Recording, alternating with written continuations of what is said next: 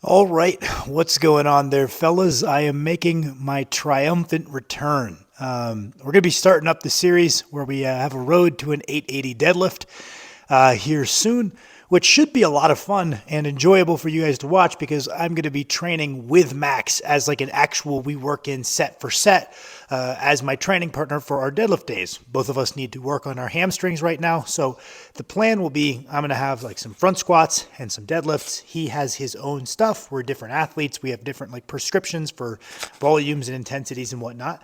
But then we're both going to finish up our deadlifting at about the same time. And the plan, especially because neither of us have a contest lined up right now, things don't need to be quite as measured. The plan is I'm going to try to kick his ass at every hamstring exercise, and he's going to try to kick my ass at every hamstring exercise. We're just going to go set for set. I try to beat him. He tries to beat me. That way we're bringing some real significant effort to each of our sessions. And right now, that should drive some really good progress. I've mentioned a lot of times how recently I really feel like heavy-handed approaches generally work as long as you can do them in such a way that doesn't get you hurt. Max and I know have enough training knowledge under our belt to not do things we probably shouldn't be doing and use that competition to drive some really hard training, build up that posterior chain. And then we're also training together on Saturdays for our assistance work as well. He has a bench day, I have an overhead day, and then we are convening and doing a war on the upper back, absolute upper back destruction. Again, just set for set. He tries to beat me, I try to beat him. We might be training together today. He's quite sick, so I'm going to easily kick his ass on our hamstring curls and back extensions. So easy dubs for me. Maybe you guys will see that. I don't know if this video is just going to be me showing you my peri-workout nutrition or if I will drag this camera along with me to the gym and show you some boring training. But I wanted to show you guys what I have in terms of like supplements / nutrition right in that like peri-workout window, meaning pre, intra, and post. So first pre, I've actually already mixed it.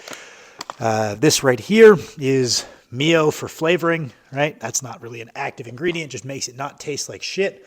It is a 1/4 teaspoon of pink salt, kind of help with that water retention. That way we're not just intaking water, we're also intaking proportionate amounts of electrolytes. That way we retain aforementioned water, helps you get a good pump, helps you perform well. Very cool. Salt is important. Sometimes I'll use Morton's light salt, which has sodium and potassium. Today we're just using pink salt. And then it also has a bit of creatine. Now, when we go to the intra-workout, the basic principle of the intra-workout is we want to be replacing the things that we are burning through while we train. So we're not burning through Mio, but again, Mio for flavor, so it doesn't taste terrible. Then we have, again, pink salt because we are sweating out our electrolytes. We want to replace those just as we're replacing the water. So we have water, which we're excreting through sweat. We have salt, which we're excreting through sweat. I also put creatine in my intra-workout, basically just because a lot of my training kind of revolves around that phosphocreatine energy system. It's very relevant. I throw it in my intra window. Alex Keichel's talked a lot about this kind of stuff. Probably listen to him, not me. And then the other thing we are burning through is primarily carbohydrates. So I just have a big old tub of dextrose. For the most part, my recommendation is all carb powders are about the same. They all are going to digest relatively quickly. The fancier one being like highly branched cyclic dextrin, the even cheaper one being like waxy maize. Honestly, they all digest fast enough to do their job. It largely just comes down to what doesn't cause you gastric distress while you train. Some people find that if they load up their intra-workout with dextrose, their stomach does not feel so good. Some people feel fine. I feel fine with the dextrose. So that's the intra. That's the basic principle.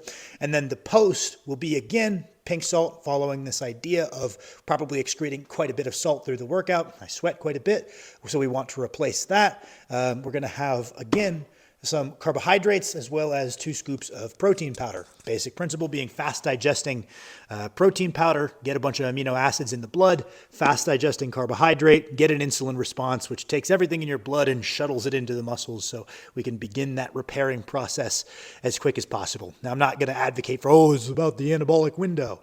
That being said, I feel better when I get something in me relatively quick after training, something I know is going to digest quickly. That way I kind of know, okay, we're beginning that process of repairing and adapting as quickly as possible. So figured I would show you guys that. It's all quite cheap. This is not me shilling for expensive pre-made supplements. I always mix stuff together myself and buy individual ingredients based on what I feel matters. You could probably make an argument for things like L-citrulline in the pre, things like beta-alanine, especially in strongman, kind of more relevant to the energy systems than pure powerlifting training. But I've found this is pretty bare bones. Salt, cheap. Mio, probably the most expensive component of all this because of how often I have to buy it.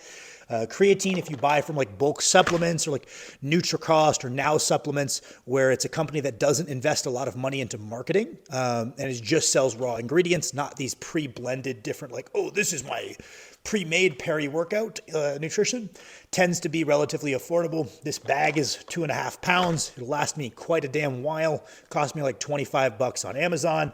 Same thing with the dextrose.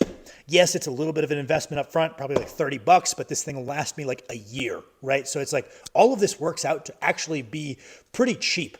Not just in the realm of supplements, but pretty cheap objectively. It's 30 bucks for a month of pre-workout. It's 30 bucks for a year of this dextrose, if that's something you want to make use of. If you're someone who struggles to put on weight, fitting in a little bit of carbohydrates to your workout window, kind of helpful. It's just a little 2-hour chunk of time where you're not eating. Let's fit a little bit of calories in there. You could take the Boogs approach and throw some bars in your fanny pack, or you could take my approach and throw a little sugar in your water.